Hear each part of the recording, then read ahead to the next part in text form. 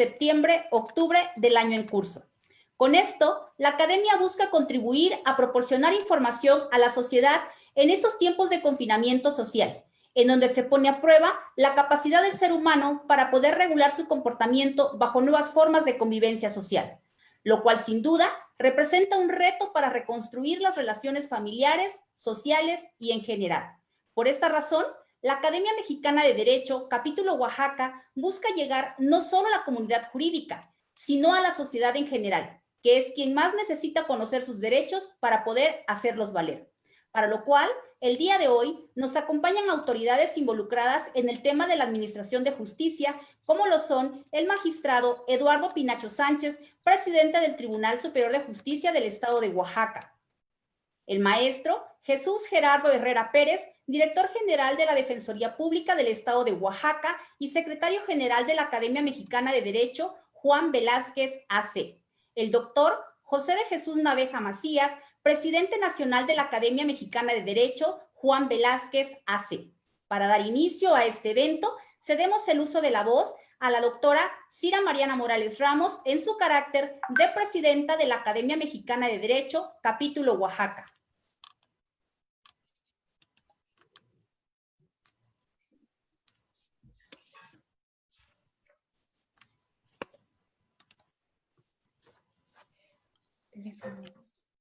¿No la escuchamos, doctora? ¿Pudiera activar su micrófono, por favor? Entre los individuos como entre las naciones, el respeto al derecho ajeno es la paz. Quien no conoce sus derechos está condenado a sufrir los abusos del poder. Buenas tardes, magistrado Eduardo Pinacho Sánchez, presidente del Tribunal Superior de Justicia del Estado de Oaxaca. Buenas tardes, maestro Gerardo Herrera Pérez, director de la Defensoría del Estado de Oaxaca. Buenas tardes, doctor José de Jesús Naveja Macías, presidente de la Academia Nacional de Juan Velázquez. Buenas tardes a todas y todos, a todos los que nos siguen por nuestras redes sociales de Facebook y de Twitter. Es para mí un gran honor, un gran gusto iniciar con una nueva etapa de la Academia Mexicana de Derecho Capítulo Oaxaca, en donde hacemos uso de las tecnologías para poder llegar hasta sus hogares y difundir la cultura jurídica.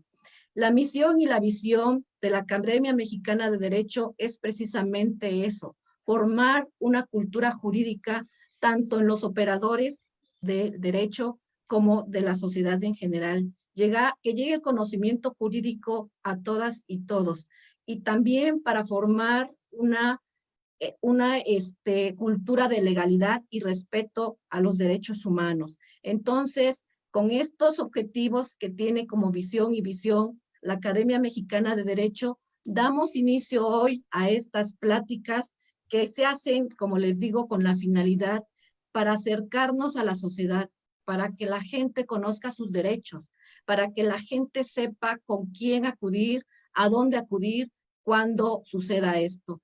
En realidad estamos viviendo momentos difíciles y retomo todo lo que han dicho en muchos foros jurídicos que han existido durante la pandemia, en donde nos dicen que antes de la pandemia había una gran desigualdad, una grave violación a derechos humanos, pero yo les digo que durante la pandemia y más allá de la pandemia, esto se va a acentuar y pues necesitamos que también la sociedad esté preparada para ello, que la sociedad conozca sus derechos y también sepa a dónde acudir, como les dije, y podamos tener una vida en armonía, porque la sociedad tiene que conocer los derechos también para podérselos respetar entre ellos, porque no toda la carga la lleva la autoridad.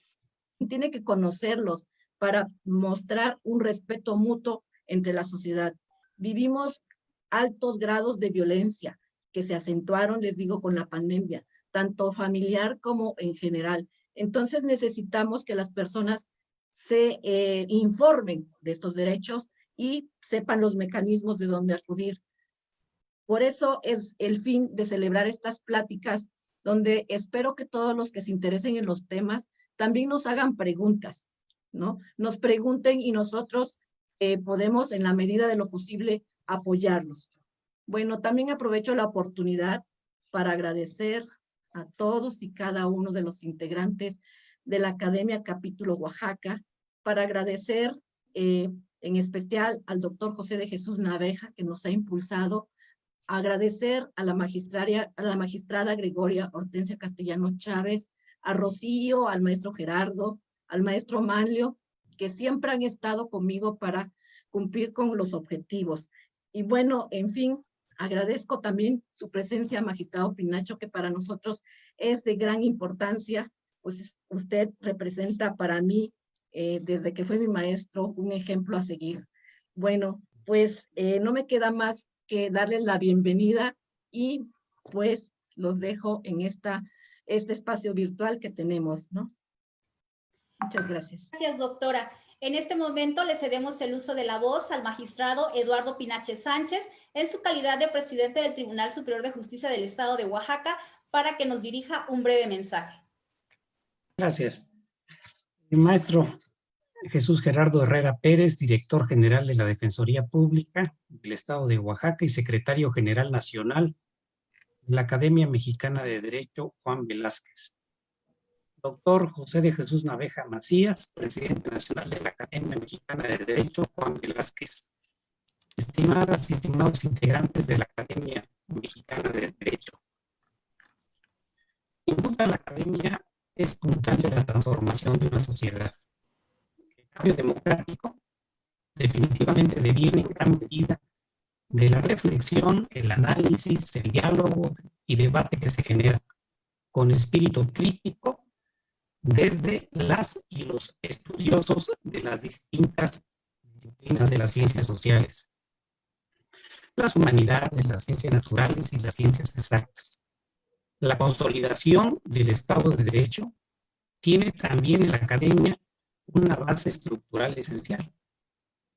Ikram Antaki es una brillante escritora y antropóloga sirio-mexicana.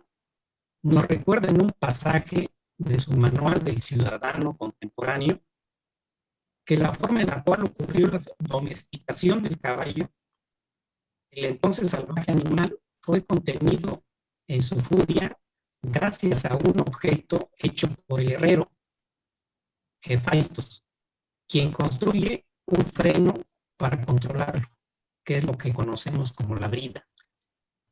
El freno es una traba a la violencia que enseña la moderación y encadena la fuerza bruta.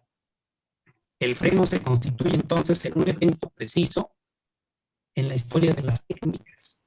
Controla el caballo, que es instrumento de guerra, valor económico, signo de prestigio social, marca del poder político, obra maestra del herrero. El freno es la cultura. Valga esta alegoría para señalar la importancia que la tarea y la reflexión académica tienen con la sociedad. Valga también para señalar la alta consideración que desde el ámbito de la impartición de justicia tenemos para la labor de la academia, en el más amplio sentido del término. Por esto me congratulo de este espacio de reflexión que inicia el día de hoy la Academia Mexicana de Derecho, Capítulo Oaxaca, el primer círculo de pláticas de la Academia con la sociedad, que es indispensable en todo momento. Mas, sin embargo, su importancia considero yo que se acrecienta en la actual coyuntura de crisis de salud y la contingencia a la que nos ha obligado en el sentido de confinarnos. Lo es porque ante un escenario en el cual el mundo no se encontraba preparado, es ineludible revisar, analizar, encontrar nuevas y mejores salidas. Esa es sin duda una tarea de la academia, pero ella no puede realizarse desde la frialdad de los cubículos, porque la interlocución de las computadoras o la búsqueda de los archivos no es suficiente con ello. Es menester hacerlo desde el conjunto de preocupaciones, aspiraciones y puntos de vista de todos los sectores de nuestra sociedad. Como nunca, la vinculación de la sociedad y la academia es vital. Y para quienes nos encontramos en la impartición de justicia, estamos conscientes y comprometidos con la necesidad de construir la tríada academia, sociedad y, sin duda, poder judicial. Por eso, en los últimos meses, antes y durante la contingencia, desde el Poder Judicial del Estado de Oaxaca, hemos establecido una política de apertura y de alianzas estratégicas con las academias, con las barras de abogadas y abogados, las organizaciones de la sociedad civil, los centros de educación e investigación. En ella hemos privilegiado tareas de reflexión colectiva, de análisis crítico, de acciones para la actualización y fortalecimiento de los conocimientos del personal, tanto jurisdiccional como administrativo. De esta vinculación hemos abrevado experiencias y conocimientos que estamos traduciendo en nuevas formas de impartición de justicia.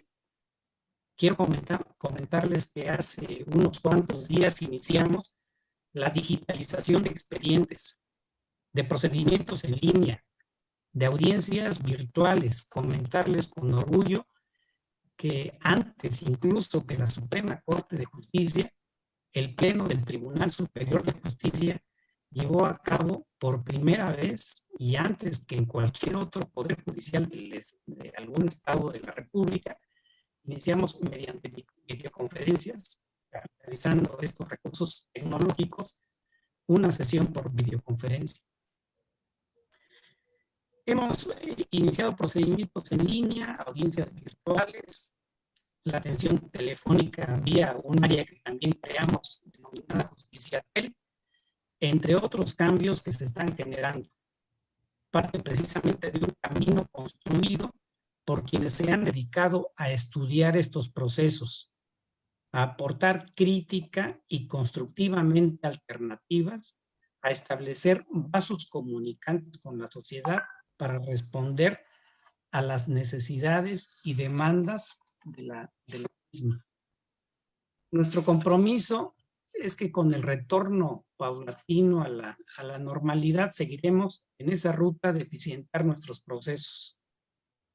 Esos procesos de apertura, transparencia, de alianzas estratégicas y, por supuesto, de vinculación con la academia y una permanente comunicación con la sociedad de Oaxaca. Por ello, enhorabuena a las y los integrantes del capítulo Oaxaca de la Academia Mexicana de Derecho. En verdad los felicito y nos felicitamos por esta iniciativa que estoy plenamente convencido redundará en beneficio de la Administración de Justicia en Oaxaca. Muchas gracias por la invitación. Muchas gracias, magistrado presidente. Sin duda, el mensaje que usted manda a la sociedad es de suma importancia. Es necesario hacerle saber a la sociedad que a pesar de en estos tiempos de confinamiento, se sigue trabajando para brindar un mejor servicio y para hacer factible el derecho que todos tienen de acceso a la justicia. Es momento de que el maestro Jesús Gerardo Herrera Pérez, director general de la Defensoría Pública del Estado de Oaxaca y secretario general de la Academia Mexicana de Derecho Juan Velázquez Ace, dirija su mensaje. Buenas tardes a todas y todos. Desde luego, celebro mucho este tipo de actividades que nos permitan precisamente tener ese acercamiento al que hacía referencia el magistrado Pinacho, de tener con la sociedad. Es una nueva manera de generar una cultura en la que todos estamos involucrados, una cultura del respeto, de la legalidad, y que desde luego tiene como principal objetivo que todos ayudemos y contribuyamos desde la esfera en que nos toca socialmente participar a generar instituciones sólidas que procuren el derecho, a generar también una armonización que hoy el tejido social nos exige. Y eso es un tema que no solo compete a las instituciones y a los poderes del Estado, sino también a cada uno de nosotros como individuos, como ciudadanos y ciudadanas. Y es por tal motivo que hoy estas pláticas que tienen como objetivo principal que el derecho sea social, que el derecho sea para todos y para todas, nos permite generar una nueva dinámica en la que todos estamos incluidos y todos tenemos un espacio con el que tener una voz para poder participar. Agradezco, magistrado Pinacho, su presencia, desde luego al doctor José de Jesús Naveja, quien ha sido un gran líder, un gran pastor de esta academia a nivel nacional y a nivel capítulo, desde luego a nuestra presidenta, la doctora Mariana, y desde luego a todos los que integramos esta gran familia. Y darles la bienvenida a todos aquellos que están involucrando a través de esta nueva dinámica, a todos los que nos están escuchando, nos están viendo. Que el derecho es de todos, que una sociedad, mientras mejor conozca sus derechos, mejor podrá defenderse y mejor los podrá hacer valer. Y es una forma nueva de empezar a construir una realidad ante los embates que hemos estado percibiendo todos, desde luego, en esta pandemia, donde se necesita principalmente de la participación, y esta es una oportunidad majestuosa y, desde luego, como lo he dicho siempre, es una oportunidad de poner la tecnología al servicio del conocimiento y el conocimiento al servicio de la humanidad. Muchas gracias. Muchas gracias, maestro Gerardo. Como usted bien lo ha señalado, el objetivo que busca la academia es precisamente dotar de conocimiento a la sociedad en general de los derechos que se tienen en su favor y así puedan exigirlos. En este momento le vamos a dar el uso de la voz al doctor José de Jesús Naveja Macías en su calidad de presidente de la Academia Mexicana de Derecho Juan Velázquez AC. Muchísimas gracias. Primero, qué bueno que tuvimos a la mano el cubrebocas, que implica sobre todo un tema de responsabilidad. No nada más está a cargo el acto volitivo que dependa de nuestra voluntad con relación a nuestra vida, sino la de los demás. Entonces hay que buscar con responsabilidad siempre de hacer el uso del cubrebocas. Pues primero quiero agradecer al magistrado Eduardo Pinacho Sánchez, presidente del Tribunal Superior de Justicia de Oaxaca, al maestro Jesús Gerardo Herrera Pérez, director general de la Defensoría Pública de Oaxaca y secretario general de la Academia Mexicana de Derecho Juan Velázquez, a la doctora Mariana Morales Ramos, quien es presidenta del capítulo Oaxaca de la Academia Mexicana de Derecho, que cabe decir ha hecho un trabajo extraordinario con un liderazgo muy limpio, muy agradable, increíble, la verdad, el trabajo de Mariana, la magistrada Gregoria Hortensia Castellanos, que va a pasar de la vicepresidencia también a una Secretaría Nacional. Y bueno, a Rocío Chong Velázquez, que también ha hecho un gran trabajo y hoy pues, nos genera una tranquilidad y una dirección en todo este tema de la moderación increíble. Muchísimas gracias, Rocío Chong Velázquez. Es un momento muy complejo, evidentemente inesperado, un momento que nos genera reflexión, nos genera incluso miedo. Estamos hablando de una pandemia, un mal que aqueja al mundo entero y que evidentemente nosotros como países eternos en vías de desarrollo, en el caso mexicano y toda la América Latina que nos están escuchando, no es la excepción. Y creo que viene el tema de la resiliencia, viene el tema más que de reinventarnos, sino buscar los aspectos positivos que pueda tener la cuestión más negativa que podamos encontrar. Y ya habían anunciado quienes me precedieron, primero el tema, decía Mariana, del derecho remedio, del derecho garantía. Y luego vinculado a lo que dijo el magistrado en el tema de la digitalización con audiencias virtuales, este gran trabajo que se ha venido haciendo en los tribunales extraordinario. Y bueno, aquí viene un tema de reflexión. La Academia Mexicana de Derecho Juan Velázquez, con este extraordinario equipo que hay a nivel nacional e incluso todos los miembros honorarios y distinguidos a nivel internacional, han generado un macroforo de intercambio de ideas, con más de 150 conferencias y un sinnúmero de mesas con los diversos temas de mayor interés en el ámbito jurídico. Y los objetivos se han venido cumpliendo gracias al trabajo de todos ellos, incluso ahorita hacer una mención especial a lo que ha venido haciendo el capítulo Oaxaca, en el sentido de que pues se ha buscado la capacitación y actualización de los abogados, ya no en México, sino en América y en Europa. Ya hemos cubierto ponentes, ya van a pasar por con nosotros, de Asia, y va a pasar de África, y estamos por tener al ponente de Oceanía. O sea, vamos a cubrir los 5 continentes, hermanándonos en un tema clave, y que es cierto, las circunstancias nos permiten algunas cosas, pero sin el tema del empuje de todos ustedes, de toda la gente que conforma la academia, hubiera sido imposible. Entonces, en este sentido, creo que de los aspectos que pudieron haberse beneficiado, perdonando, parece paradójico, es el tema de la comunicación vinculada a la dialéctica del derecho. ¿Por qué? porque yo creo que hemos avanzado en esto lo que no podríamos haber hecho en 5 años. Digo, de verdad, lo que ha hecho la academia con todos sus integrantes de tener los mejores juristas en el grueso de las ramas del derecho hubiera sido no sé cuántos millones de pesos hubiera podido costar en los traslados, en las comidas, en todo, incluso en los tiempos. Hubiera sido imposible hablar de que han venido pasando en 4 meses sobre 200, 250 expositores del mundo entero. Y entonces esto nos ha permitido entender que hoy más que nunca somos muy frágiles. Pero esa fragilidad no la debemos convertir en un miedo, sino en un gusto, perdónenme la expresión. ¿Y por qué digo eso? Porque el primer gran gusto es lo que ha hecho la academia, ponderar el equipo. Decía Jorge Guillermo Federico Hegel, el hombre solitario son Robinsonadas.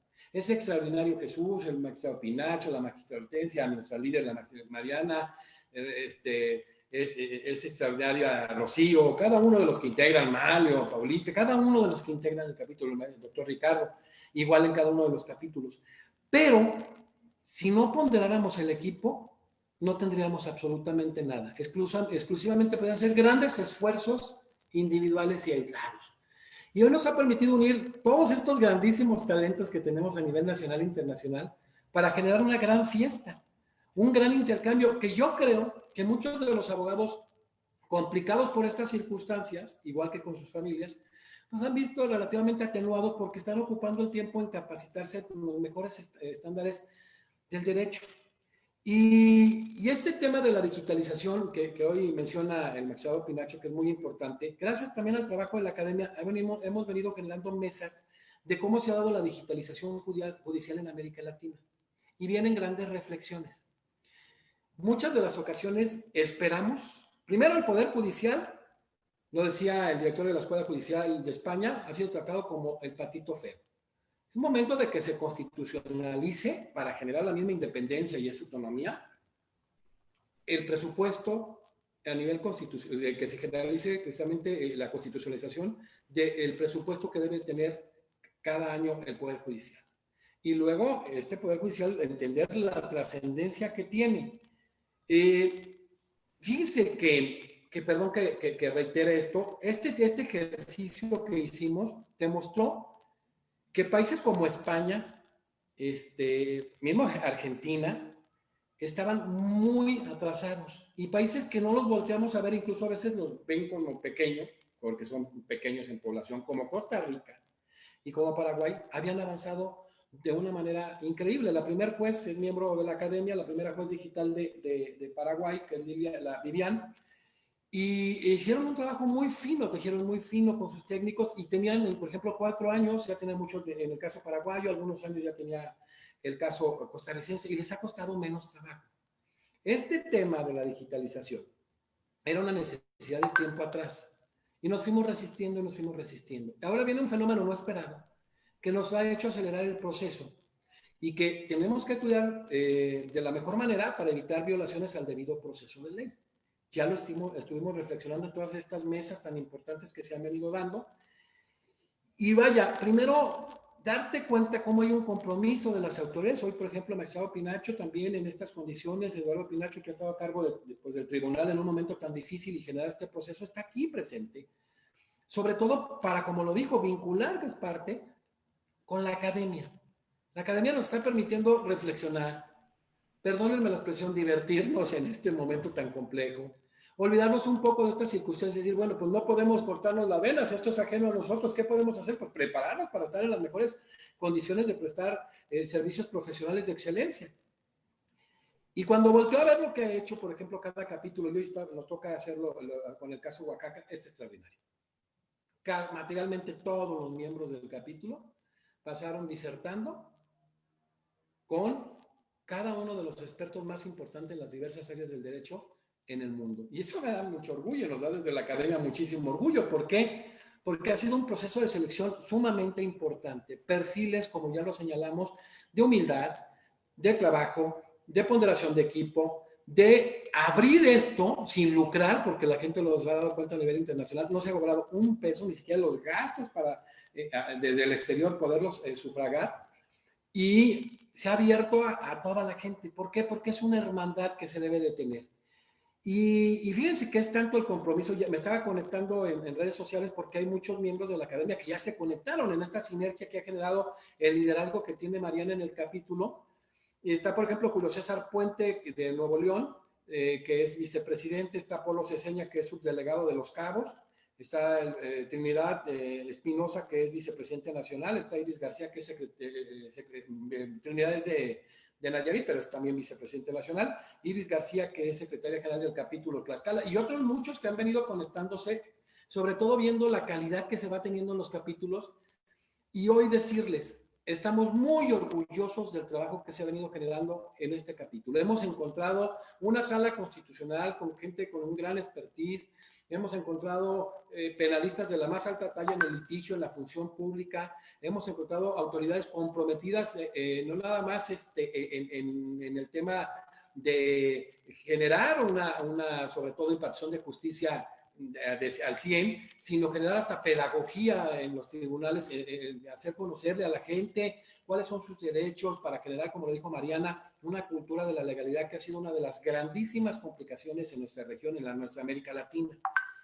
Y de verdad, los quiero felicitar y decirles que desde la misma academia es un orgullo el trabajo que ha venido haciendo Oaxaca. Ha sido un gran referente a nivel no nacional, a nivel internacional. Hoy en día todo el grueso de los integrantes de la academia son reconocidos en Europa y en América. Las conferencias son parte, muchas de las conferencias que han dictado ustedes son parte de la información que se está manejando en posgrados e incluso en tribunales constitucionales, y eso reitero, me da mucho gusto.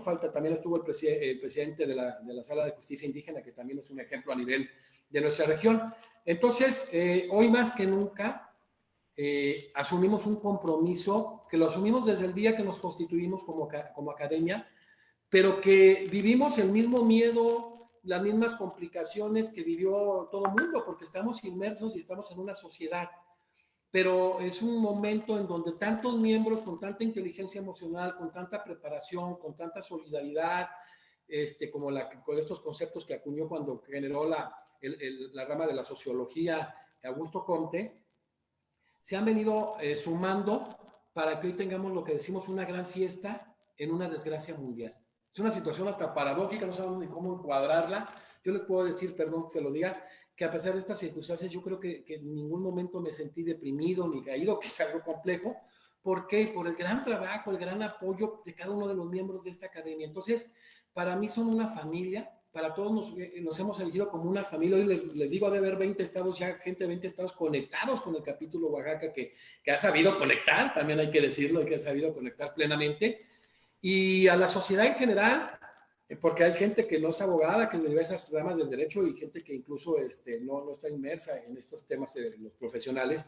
Pues qué bueno que podamos dar a conocer de la manera más sencilla cuáles son los derechos, cuáles son las necesidades, pero sobre todo, como decíamos, cuáles son los remedios, cuáles son las garantías que se tienen, cómo los pueden ejercer, cuáles son los mecanismos, cómo facilitarlo, cómo en este momento que hay unas condiciones económicas muy desgastadas, que eso evidentemente conecta con todas las situaciones que implican en una sociedad, y que evidentemente estamos viviendo un momento muy complejo, muy delicado, de mucha pobreza. O sea, es un momento en donde tristemente por las circunstancias ha crecido la marginación, ha crecido exponencialmente la pobreza y ha crecido la exclusión, y es momento de que nosotros, como nos hemos constituido como asociación civil, pero como parte de esta sociedad civil, entender que tenemos que ser un vigilante y sobre todo un motor que podamos estar en la defensa de estos derechos, en la defensa de las instituciones desde la visión constitucional. Siempre los pronunciamientos son constitucionales, siempre los pronunciamientos son con base al derecho. Y yo creo que, reitero, el capítulo Oaxaca es un orgullo, no nada más para la Academia Mexicana de Derecho, sino yo diría internacionalmente para los abogados, por lo que como han estado unidos, como han estado en el liderazgo que han tenido, la sumatoria de liderazgos, de capacidades, el trabajo tan armónico que tienen, la familia que se ha forjado como es en la misma academia, y que hoy simple y sencillamente reiterar, ojalá y que en este momento tan complejo no bajemos nunca los brazos, que sea la motivación voltear a ver una sociedad lacerada, no nada más por esta circunstancia, pero por un sinnúmero de administraciones que simple y sencillamente se han enriquecido a costa de generar millones y millones de pobres. Es un momento de que se entienda que este país es de todos, de que nunca se debe instituir sobre todo el abuso de nadie para con nadie, de que todos somos mexicanos. Y quiero hacer una gran reflexión. No hay chairos, no hay fifís. Esa es una forma de verdaderamente polarizar las sociedades. Si alguien dice, es que míralo, es un chairo en la reacción, es verdaderamente cómo quiere pedir unidad si estamos lacerando la unidad.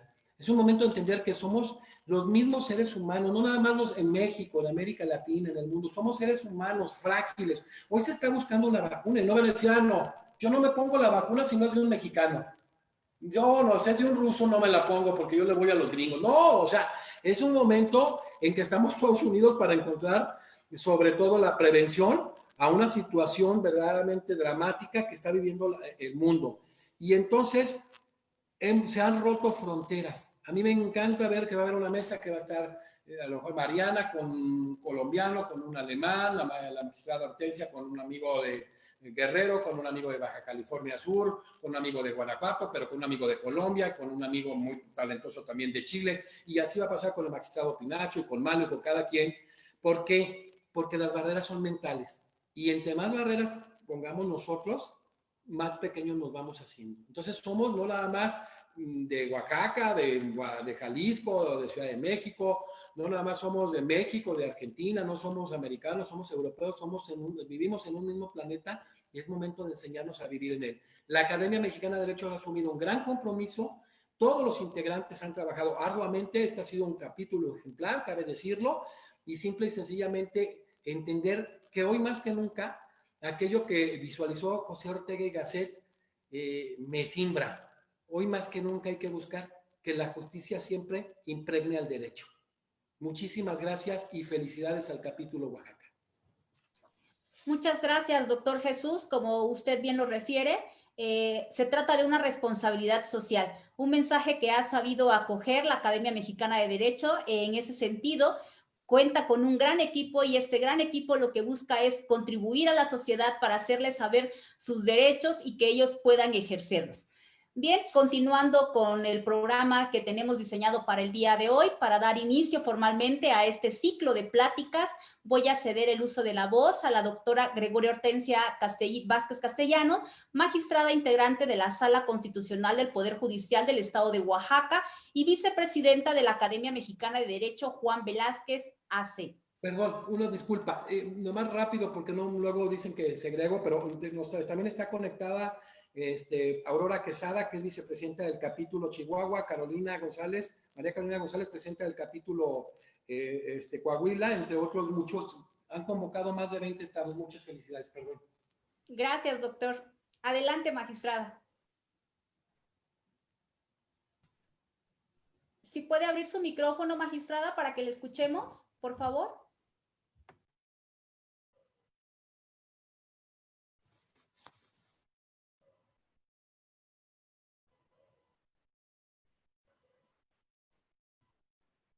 Magistrada, tenemos apagado su micrófono. ¿Pudiéramos encenderlo, por favor, magistrada?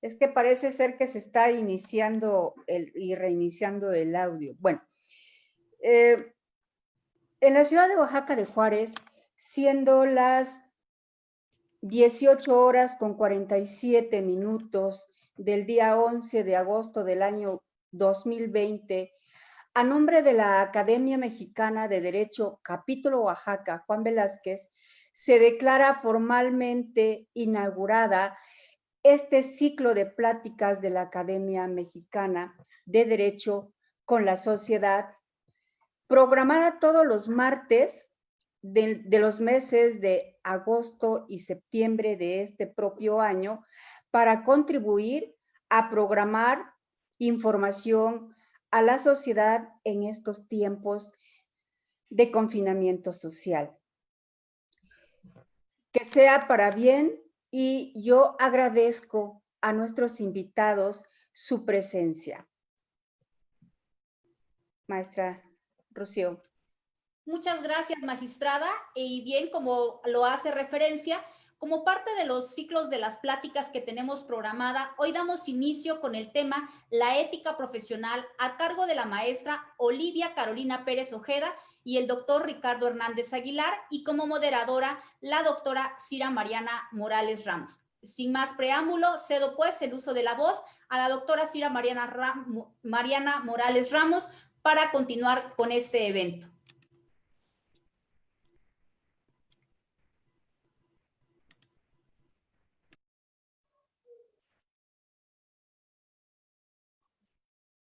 Buenas tardes nuevamente.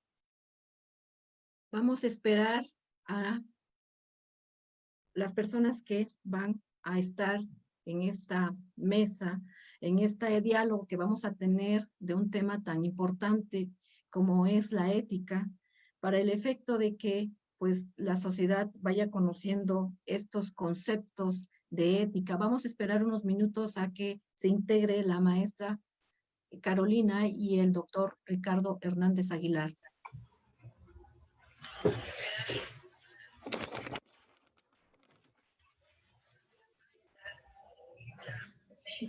Buenas tardes, ¿sí nos escuchamos? Sí, buenas tardes. Bueno, en este momento pues voy a hacer la presentación de los ponentes, ¿no? La maestra Olivia Carolina Pérez Ojeda, voy a permitirme a decir brevemente sus datos curriculares. Ella es egresada de la Facultad de Derecho y Ciencias Sociales de la Universidad Regional del Sureste. Es docente en la Universidad Regional del Sureste por 20 años con reconocimiento a la excelencia académica. Ha sido docente en varias universidades del estado de Oaxaca. A lo largo de su trayectoria profesional, ha desarrollado diversos cargos en la función pública y en el gobierno del estado. Como jefa de oficina en la entonces Secretaría de Obras Públicas de Gobierno del estado de Oaxaca, jefa del departamento en el Instituto de Investigaciones Legislativas. Y bueno, en fin, ha desempeñado un sinnúmero de cargos y tiene una gran trayectoria académica. Y actualmente es la secretaria general de la Academia Mexicana de Derecho, capítulo Oaxaca. Pues no me queda más que dejarles con ustedes, pero bueno, sin antes mencionar los datos curriculares de nuestro otro ponente. El doctor Ricardo Hernández Aguilar es egresado de la Facultad de Derecho y Ciencias Sociales de la Universidad Autónoma Benito Juárez de Oaxaca. Cuenta con estudios de posgrado en las materias de Ciencias Penales, Filosofía del Derecho y Política y Derecho Electoral. Y cuenta con el grado de doctor en Derecho.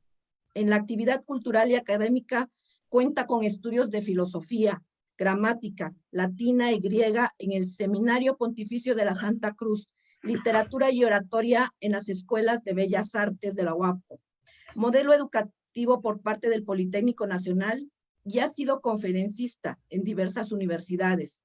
En el servicio público se ha desempeñado como coordinador de la Facultad de Derecho de la UAPO, secretario de Acuerdos del Pleno del Tribunal Superior de Justicia del Estado de Oaxaca, secretario de Acuerdos del Tribunal Electoral de Oaxaca, abogado de la delegación del CONALEP, y también tiene un sinnúmero de cargos que ha desempeñado y una gran trayectoria académica. También es un integrante del Consejo de la Academia Mexicana de Derecho del capítulo Oaxaca. Entonces, pues, el tema de hoy es la ética. Empezamos con la maestra Carolina, por favor. Buenas tardes a todos. Doctora Cira Mariana Morales Ramos, agradezco como siempre la invitación y la confianza que nos tiene a nosotros para formar parte de estas actividades académicas denominadas Pláticas de la Academia con la Sociedad. Empezar a inaugurar el tema relativo a la ética profesional y sobre todo, obviamente, pues el agradecimiento a la Academia Mexicana de Derecho, capítulo Oaxaca, ¿no? A los integrantes y al ejercicio que todos y cada uno de nosotros estamos realizando para concluir, empezar y en su caso concluir levemente los trabajos que se están realizando y compartir sobre todo los conocimientos que tenemos, que esa es la intención, ¿no? La preocupación que tenemos en el caso específico por darle a entender a la sociedad temas novedosos que probablemente les interesen y el compromiso que tenemos con la sociedad, ¿no? Entonces, pues es pues muy honroso para mí en lo particular estar trabajando en estas actividades, en las primeras, y que obviamente eso sea no la primera, sino muchas de actividades que vaya realizando la academia y de todos sus integrantes que en ella participamos. Ricardito. Gracias, gracias. Pues de igual manera me sumo antes que nada al agradecimiento a la Academia Mexicana del Derecho, a la doctora Cira Mariana. Agradezco la distinción que nos hace el doctor Jesús Naveja, el estimado magistrado y estimado amigo y maestro don Eduardo Pinacho, el maestro Jesús, y todos y cada uno de los que en este momento sin duda están conectados y participando de esta actividad. Creo que este acercamiento de la academia con la comunidad, con la sociedad, pues primeramente despierta la inquietud de reflexionar sobre muchos temas que la circunstancia sanitaria nos ha dado, nos ha mostrado en la desesperación, pero también en la prudencia de una gran mayoría de personas. Y el profesional del derecho es un agente de cambio, un agente pensante, y en consecuencia debe aportar opiniones al respecto. No, este diálogo sin duda alguna va a generar mucha ámpula quizá, pero también mucha reflexión. Sin duda alguna, también debemos de considerar que el tema ética profesional implica muchas circunstancias, muchas esperanzas también, para algunos quizá decepciones, pero para quienes lo vivimos al interior del aula, de la universidad, de la formación de abogados, despierta mucha esperanza. No sé qué opine Carolina, pero yo guardo más expectativa que desesperanza el tema de la ética. Bueno, primeramente vamos a empezar a establecer el tema cuando hablamos nosotros de la ética profesional. Para poder hablar de la ética profesional, obviamente hay que considerar que la ética la debemos de manejar bajo 3 aspectos: la ética personal, la ética teórica y obviamente la ética profesional, que es el tema que nos compete en este momento. Pero la cuestión para mí es el hecho de determinar efectivamente cuáles son los vínculos y enlaces que tenemos en realidad cuando nosotros hablamos de ética y sobre todo de la ética profesional. Es un hecho obvio y evidente que en el caso particular de cualquier profesionista, los principios y las bases las obtienes en el momento mismo de tu formación, y esa formación la obtienes en casa. Si tú tienes principios en casa, eso va a generar en automático que cuando tú hables de ética profesional sea algo común y cotidiano de lo que estás haciendo, y que lo único que vas a hacer es enfocarlo a tu vida profesional.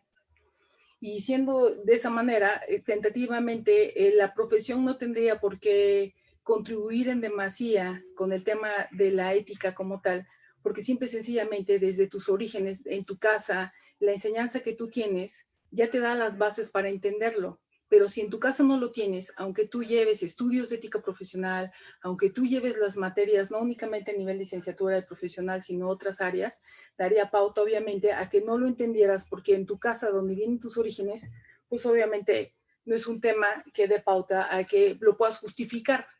Si en el caso específico tenemos, la sociedad impera mucho en esas circunstancias, de que muchas veces te dicen que tú tienes que trabajar para conseguir dinero en un sistema capitalista. Entonces tú no vas con el ánimo de la ayuda que debe de sentirse hacia la sociedad, sino tú vas con la intención y obviamente la oportunidad de generar el ingreso suficiente que te permita a ti de una u otra forma que te reconozca la sociedad que efectivamente eres bueno porque tu situación económica está muy buena.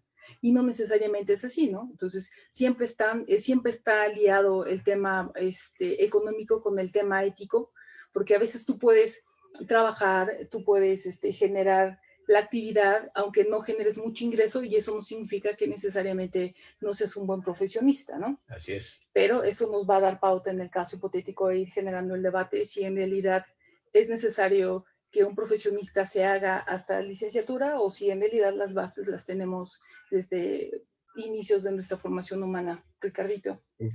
Comparto totalmente. Sí, hablar de ética profesional implica necesariamente, como lo refieres, una formación previa en la cual van implícitos los valores. Alguna vez escuchaba yo a esos maestros viejos que decían: la buena educación se mama en casa. los buenos valores se fortalecen en casa y la buena conducta es el reflejo de la formación en casa.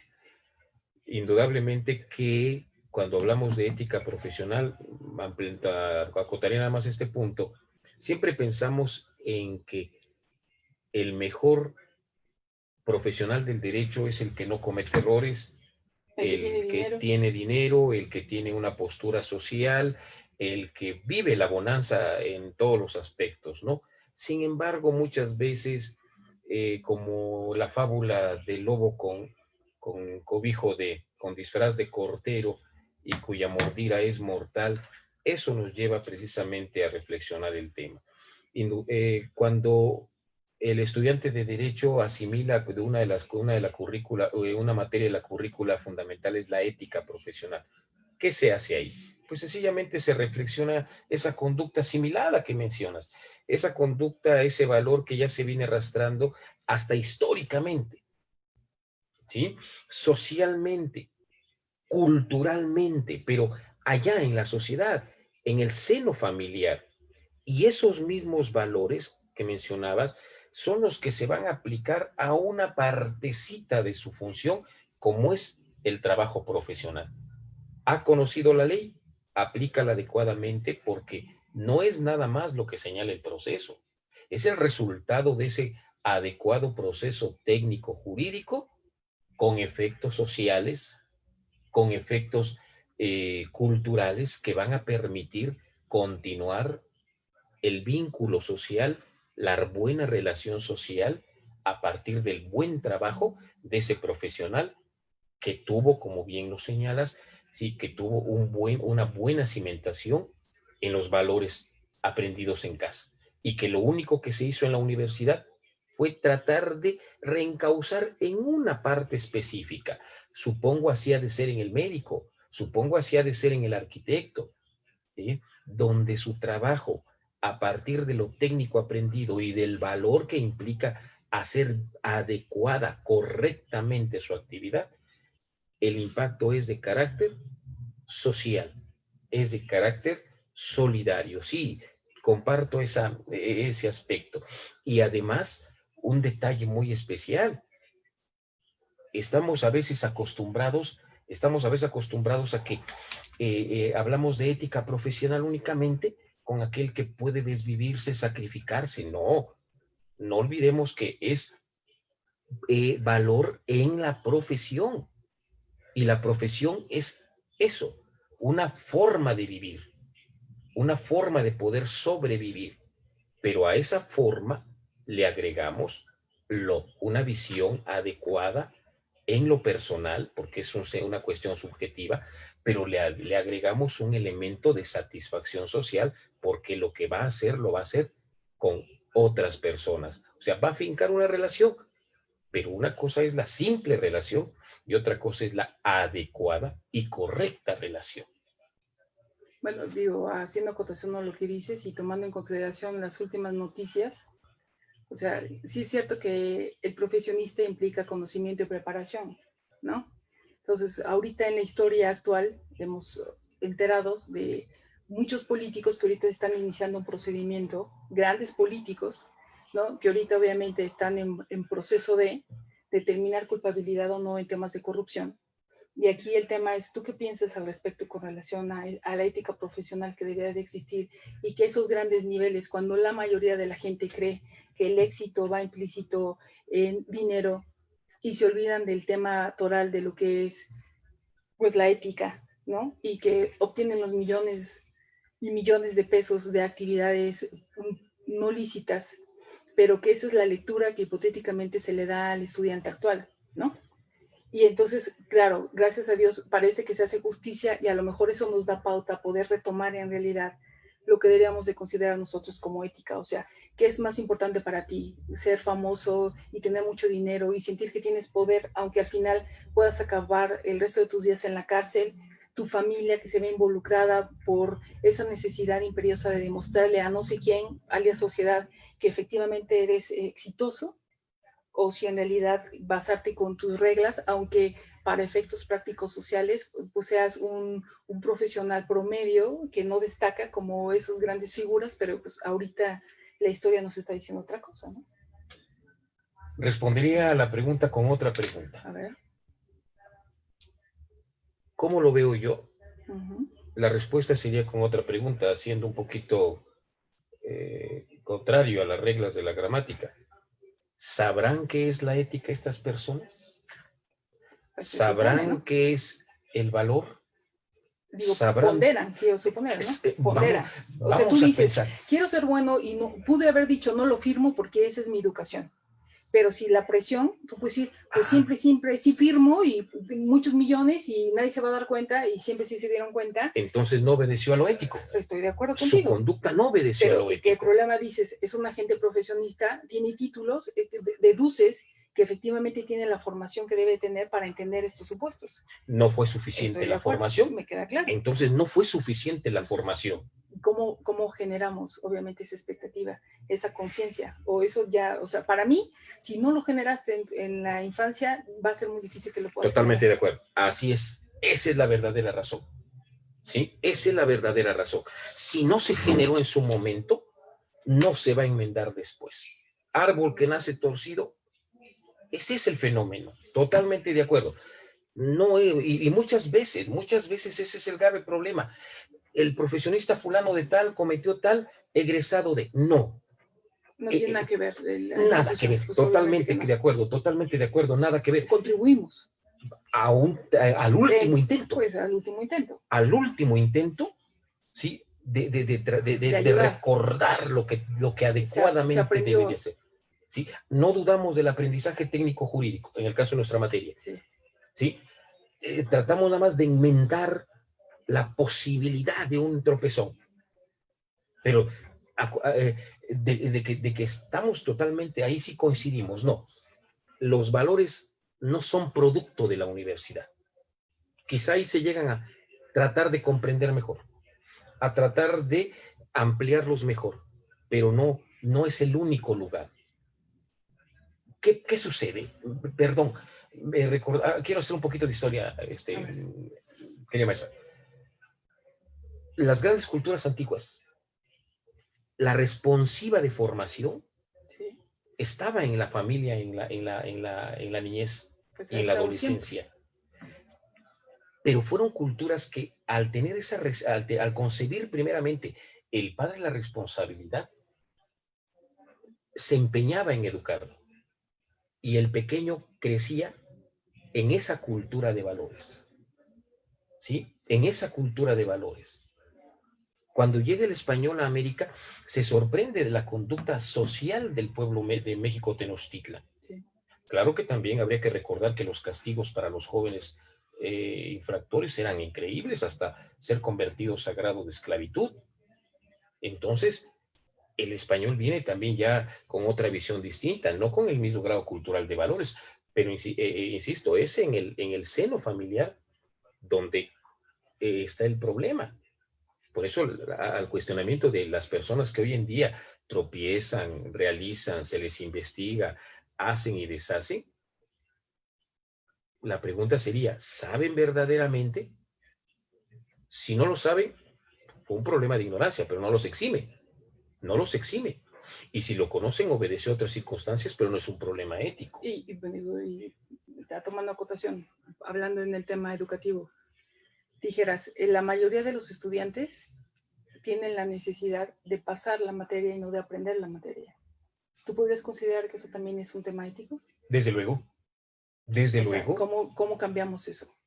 Dijo, ¿cómo cambias un sistema donde la mayoría de los alumnos de cualquier profesión lo que quieren es pasar porque el papá los presiona, el papá quiere buenas calificaciones, el papá quiere presumir a su hijo?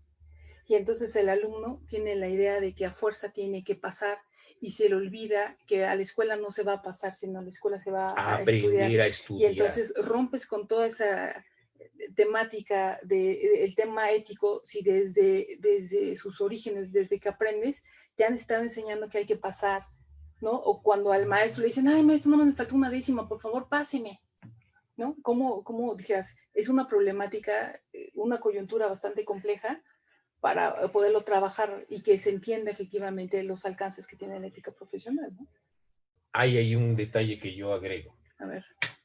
Creo que la primera gran conclusión del fenómeno del estudio de la ética está en el contexto familiar.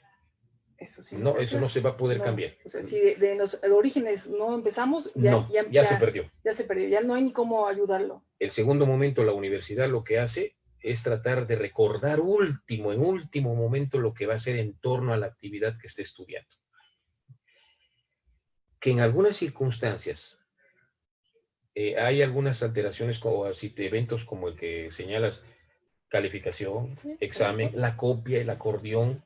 O sea, quiero irme al contexto meramente universitario o al contexto meramente estudiantil. El acordeón, ¿sí? Pues insisto, es porque no se tiene claridad.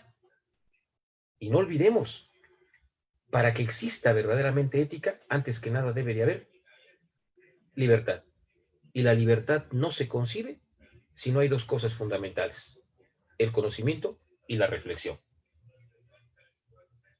Dijas, puedes tener conocimiento y reflexión y decir, bueno, lo voy a hacer en esta ocasión porque no quiero que mi papá me regañe porque no, ahí tendría conocimiento, pero no tendría la reflexión.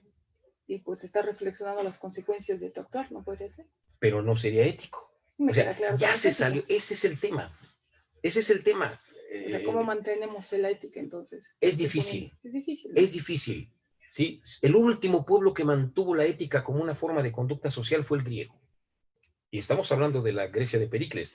De ese momento para acá, no ha podido haber similitud.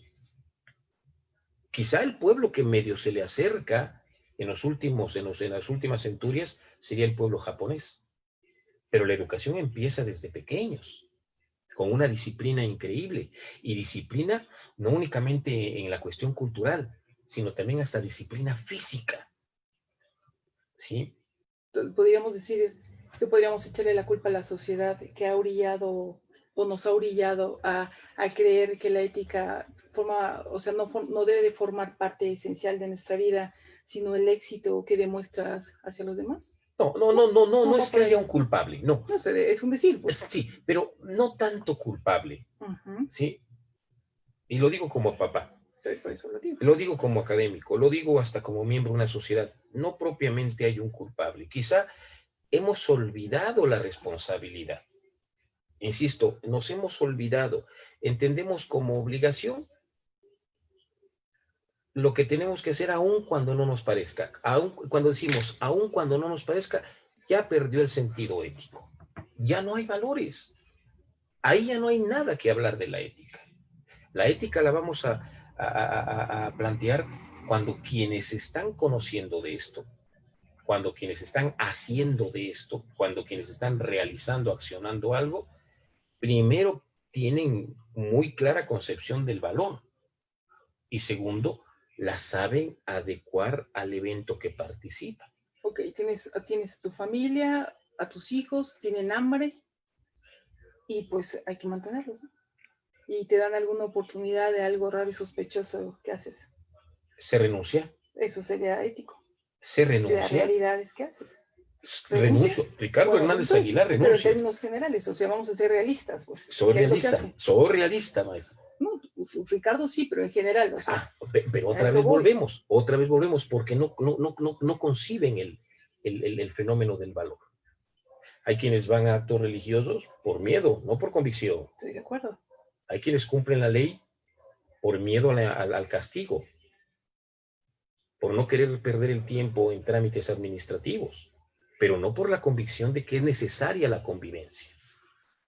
¿Sí? Entonces, vamos a intentar hacer un ejercicio de reflexión, por decirlo así, ¿no? ¿La reflexión cuál sería? Eso. Ya la planteaste hace un momento. ¿Qué está haciendo falta? ¿Qué está haciendo falta? ¿Ejemplo? Ejemplo. No, el ejemplo, o sea, que tú lo veas y que te den ganas de repetirlo, o sea, que sientas que eso es algo tan cotidiano, o sea, a lo mejor dejar de ver esas historias de casos exitosos que al final se traducen muchas veces en corrupción. Totalmente, o sea, no, es que ahí se le está mostrando, se le está exhibiendo, se le está dando una equivocada visión de la realidad. Viven en el error, ese sí es cierto. Entonces, el primer problema, o más que problema, el primer gran compromiso está en el seno familiar. Sí, pues. El segundo, en nosotros los docentes. ¿Sí? Dijeras, tú como integrante de una academia, como integrante de la sociedad, como profesor, ¿tienes alguna solución? Forzar a los muchachos a la lectura. ¿Crees que dijeras, la educación siempre va a ayudar, ¿no? La reflexión Totalmente. siempre va a ayudar. El compromiso que tenga el docente, obviamente también, ¿no? Es un compromiso, es único. O sea, la información que va obteniendo el alumno que formas, como para que vaya un momento en que él tenga la necesidad de replicar lo que ve y que sobre todo aplaudas ese tipo de acciones, ¿no? Y empezar a denostar el tema del éxito, aunque pareciera que eso es importante denostar que no lo es, ¿no? Decir, no es por ahí, sino es un tema personal de lo que sientes cuando realices algo, cuando ayudas a alguien. Y que ahorita con temas de pandemia, pues ves a mucha gente, pues digo, aunque sea youtubers que quieran aprovecharse, pero el tema de ves a gente que ves que está sufriendo, que no puede generar el ingreso, que suben información y la historia, y mucha gente se siente comprometida. Vamos a apoyar a nuestra propia gente, a nuestros propios productores, ¿no? Y entonces generas actos de reflexión y de apoyo. Y cuando te das cuenta que no precisamente generaste un ingreso, pero te sientes bien, a lo mejor ese sentimiento ayude a que vaya pues creciendo un poco más el tema de trabajar con ética, ¿no? En tus trabajos posteriores, ¿no? Así es, así es. Hay dos palabras que yo, en dos palabras resumiría lo que acabas de mencionar. Libertad y conciencia. Yo decido lo que tengo que hacer, la libertad. Y dos, la conciencia. Dije, te podría yo decir, ¿qué pasa con los delincuentes que en realidad realizaron un acto con conocimiento de causa, dolo y mala fe? ¿No tienen derecho a defensa bajo esta temática? Sí la tienen. Pero ¿quién los va a defender si tú fueras un abogado con principios éticos? Tu lógica diría, no los defiendo porque él es culpable y tiene que ser sancionado. Cuidado, no. Yo les garantizo un procedimiento adecuado, pero nunca les diría... Tendrás la libertad. Así es. Excelente. Así es, ahí está lo ético. Estoy de acuerdo. Malo sería, o equívoco sería que yo le dijera, no se preocupe. Va a salir libre. Va a salir libre. Sí. Es tanto de entrada. No, ahí sí sería totalmente carente de valores y de ético.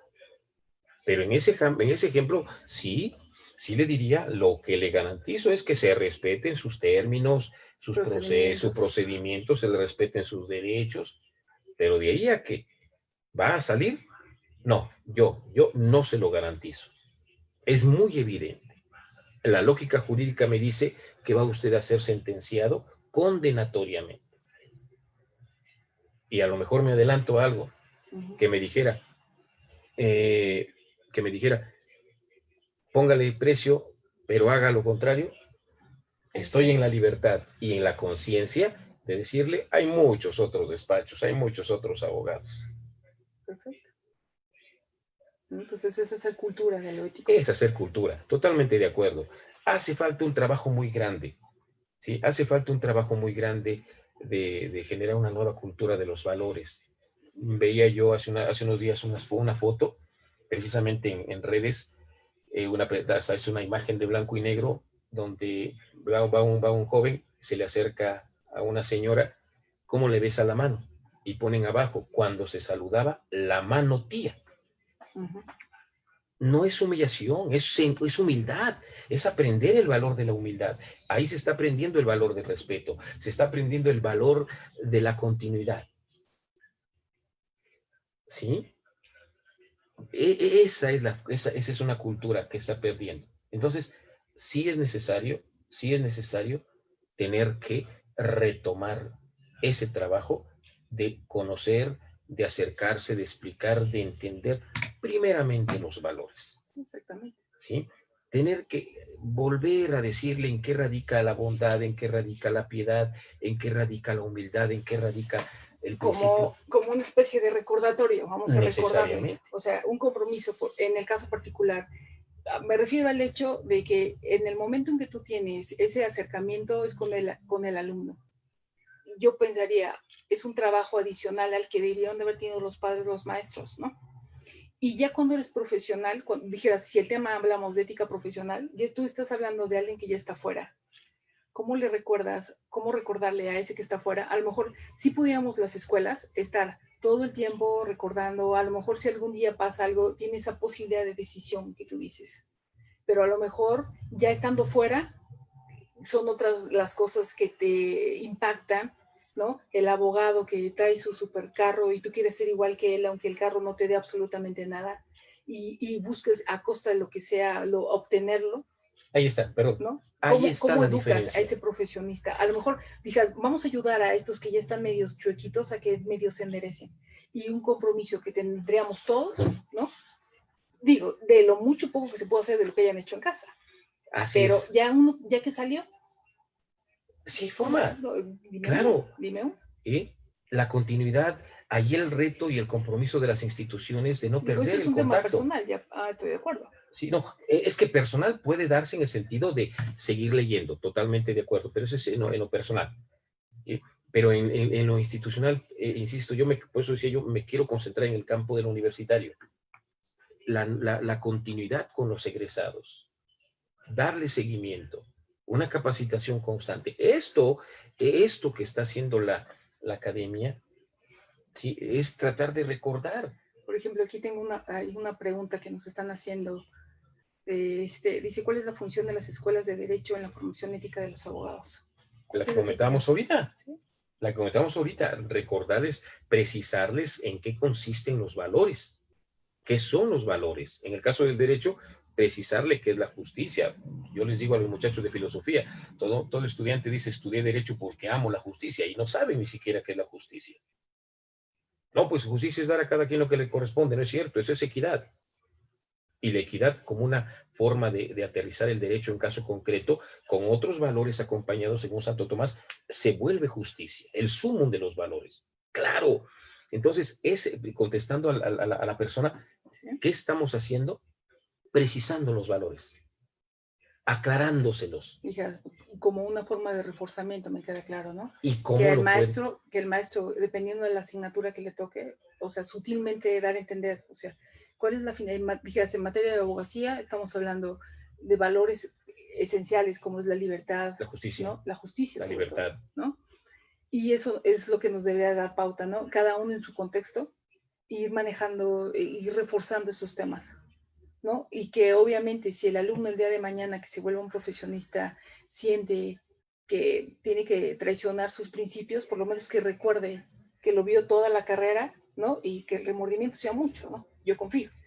Pues yo diría que hasta no hay necesidad de remordimiento porque estuvo consciente de lo que hizo. No, es un decir. Pues, sí, ¿no? Exacto. Digo, con estos ejemplos que estamos viendo ahorita, sí, entonces, ¿no? No puede, por eso yo, dos cosas. Hay un autor en filosofía que dice que el hombre está condenado a la moralidad, es decir, no se requiere una clase de filosofía para entender qué cosa es lo bueno. El hombre por su naturaleza distingue, entonces es un ente eminentemente ético, es un ente ético. Entonces, no podemos decir que no conocemos los valores, es parte del hombre. Ok, nos preguntan por acá, Norberto Luis pregunta, ¿observar a los asesorados como clientes implica también defenderlo más allá de lo ético? ¿Lo que el cliente pida? Era lo que decías, ¿no? Ser claros. Hay diversos códigos de ética donde uno se menciona que la honestidad entendida como decirle al cliente, esto va a pasar. Tiene consecuencias jurídicas. Desde luego, favorables, desfavorables, hasta cierto grado hay posibilidades en esta parte de plano, no. Ser sincero, y ya que el cliente decida. ¿Sí? Y muchos clientes deciden por la sinceridad, asumen el costo, perdí, pero a los ojos de la lógica, a los ojos del derecho y a los ojos de los valores fue un buen trabajo. Por eso el hombre es moral por naturaleza. Reconocemos, pues.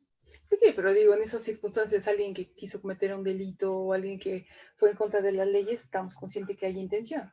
Y entonces quiere seguirse saliendo con la suya toda la vida a costa de lo que sea. ¿no? Pero ya perdió los valores. Ese es el problema. Y ya va a ser una decisión de uno como profesionista, pues si sigue su juego o simplemente te marcas y pues habrá alguien que tenga su misma tendencia ideológica y pues que lo ayude.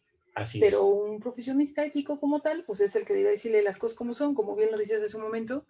Yo te aseguro un buen procedimiento, pero no te aseguro una sentencia favorable, es, no. tomando en consideración las acciones que cometes, ¿no? Sé de antemano que lo estaría yo engañando. Pues sí, Sé de antemano que lo estaría yo engañando.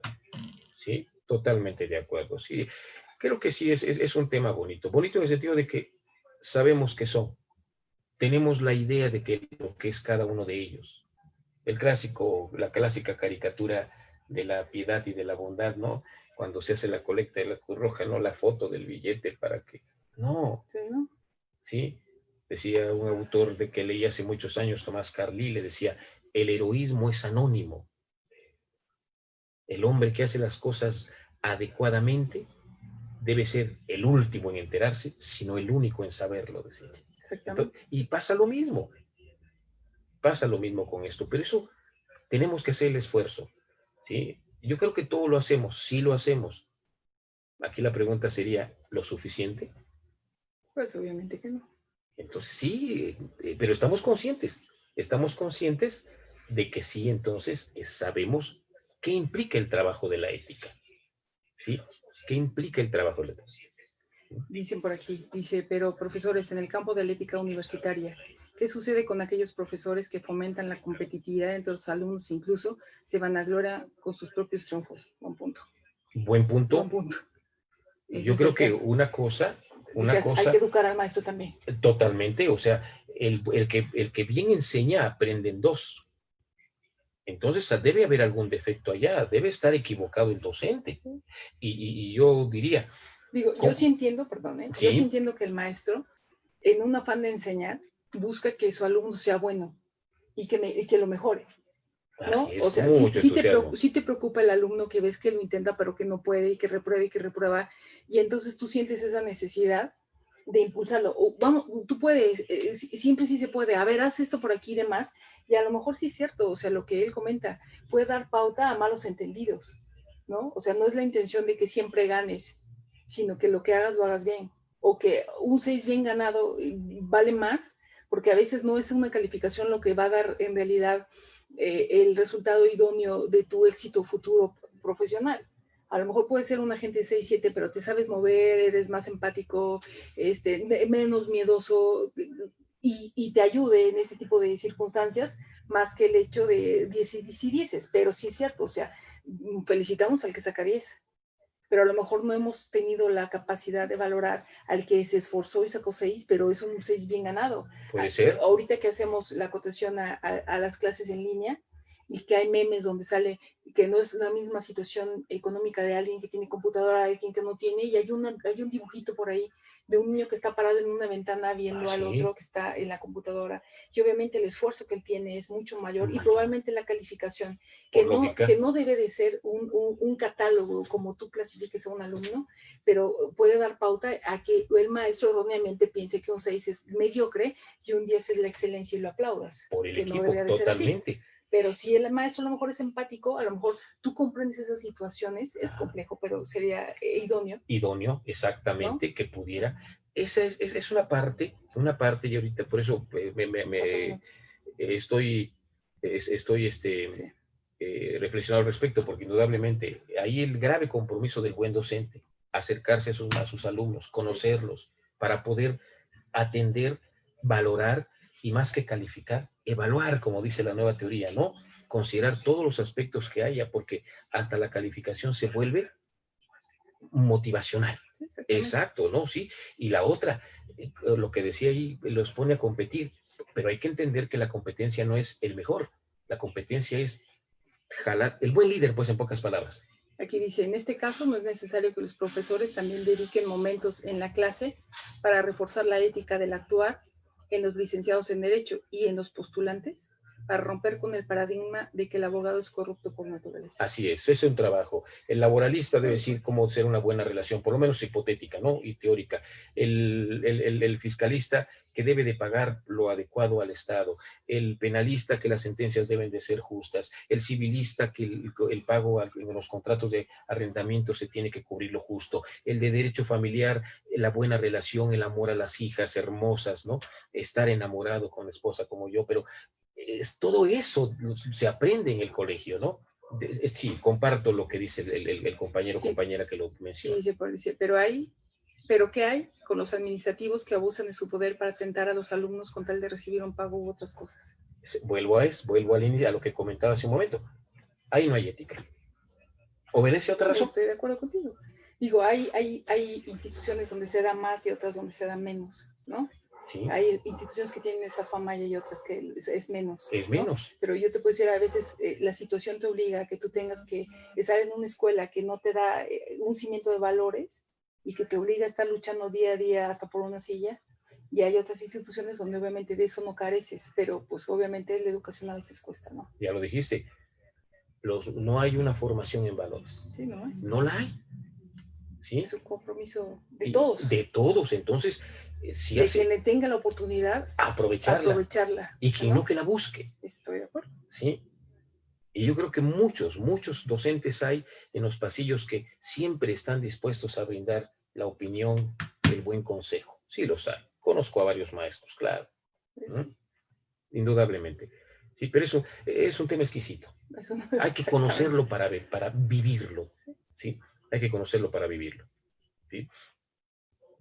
No sé si cómo andemos de tiempo, vamos aterrizando, bueno, vamos concluyendo. Tentativamente vamos concluyendo, pero creo que aquí este es un tema de reflexión, ¿no? Total. Ese es un tema interno de qué es lo que tú quieres el día de mañana que se diga de ti como profesionista, ¿no?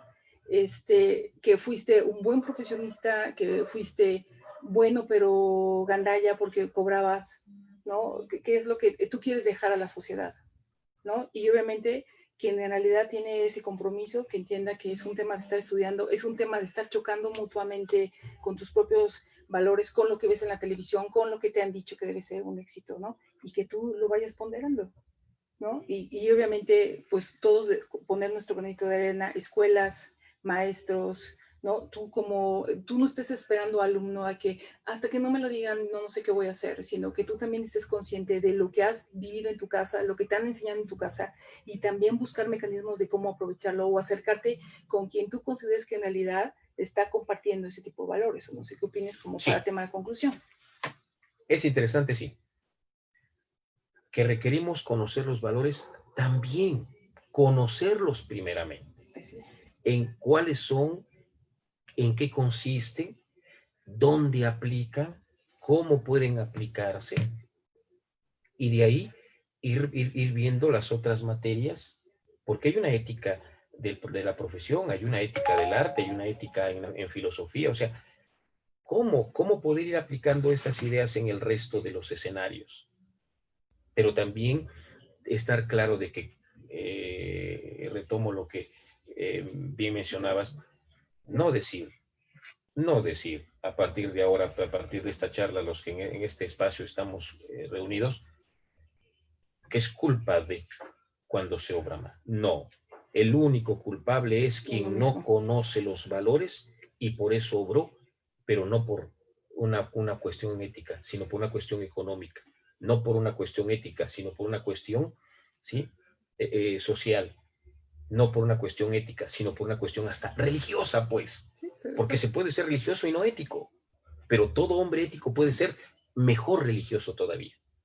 Se puede ser profesionista y no se puede ser ético, pero quien tiene ética será, o hay garantía de ser un buen académico. Se puede ser padre o profesionista. Se puede ser ético y no ser buen padre. Pero el que hace el esfuerzo por ser buen padre lo está haciendo un buen hombre, de conciencia diaria. Compromiso de los papás. Yo soy papá de 2 nenas hermosas, ¿sí? Compromiso en la universidad, prometo seguir estudiando, y compromiso con estas actividades donde cada que me inviten, ahí estaremos platicando. Yo agradezco la atención y agradezco y estoy a sus órdenes, como siempre. Pues, maestra Cira, intentando cumplir lo medianamente posible con nuestro tema y esperamos pues, sea un buen aporte o abramos conciencia sobre todo, que esa es la intención. Pues muchas gracias, los felicito, la felicito y los felicito, estuvieron excelentes, entendimos perfectamente qué es la ética y pues les agradecemos la presencia. También quiero agradecer a los 150 seguidores que tuvimos por las redes sociales y a los 100 comentarios que estuvieron en redes sociales, así como también hay muchas felicitaciones para ambos. También quiero agradecer a Viernes de Jurisprudencia la colaboración y el apoyo brindado para que se llevara a cabo este evento, y no me queda más que agradecer al público en general y decirles que las y los esperamos el próximo martes a las 6 de la tarde con otro tema también de ética, pero ya enfocado a la función del abogado o la abogada desde las funciones que tiene que ejercer, ¿no? Y muchas gracias. Con esto, pues, me despido. Fue muy fructífera la plática. La verdad que estuvo, como dijeron ustedes, exquisito. Es un tema exquisito y la manera como la llevaron ustedes a cabo fue más exquisita todavía. Muchas gracias. Agradecemos a toda la audiencia. Buenas tardes. Gracias. Gracias.